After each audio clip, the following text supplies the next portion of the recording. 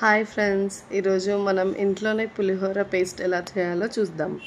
అది 1 వీక్ అయినా స్టోర్ చేసుకోవచ్చు. సో ముందుగా మనం ఇలా ప్లేట్లో ఉద్దిబ్యాళ్ళు, శనగబ్యాళ్ళు, మెంతులు, జీలకర్ర అవన్నీ ప్లేట్లో పెట్టుకోవాలి. తర్వాత వెంటనే 1 టేబుల్ స్పూన్ ఆయిల్ వేసి ఇవన్నీ వేయించుకోవాలి. ఇవన్నీ కొంచెం కలర్ మారేంత వరకు వేయించుకోవాలి. ఇలా కలర్ మారిన తర్వాత మనం ప్లేట్లోకి తీసుకోవాలి. నెక్స్ట్ మనం కడాయి పెట్టేసుకొని దాంట్లో పల్లీలు, శనగబ్యాళ్ళు, ఎండుమిర్చి అవన్నీ వేసేసి ఆయిల్లో కొంచెం వేగనించాలి. దాని తర్వాత మనం ముందుగా నానబెట్టిన చింతపండుని పులుసులా చేసుకొని ఇలా చింతపండు పులుసు దీంట్లో వేసుకోవాలి. సో ఈ చింతపండు పులుసు అనేది ఎంత ఎక్కువగా ఉంటే అంత మంచిది. సో దాని క్వాంటిటీని బట్టి చేసుకోండి.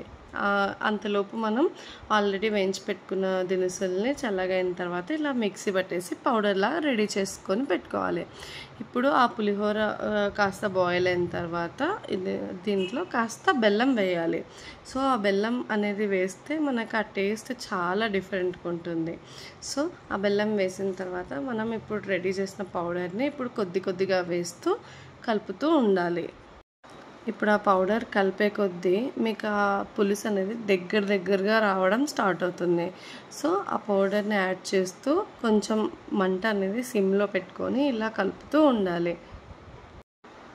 సో ఇప్పుడు సిమ్లో పెట్టుకొని అంతా ఒకసారి కంప్లీట్గా మిక్స్ చేసిన తర్వాత 5 మినిట్స్ ఉడికించండి. సో నెక్స్ట్ కలర్ మారి ఇలా వస్తుంది. సో ఇంతే అండి పులిహోర పేస్ట్ తయారు చేసుకోవడం ఇంట్లో.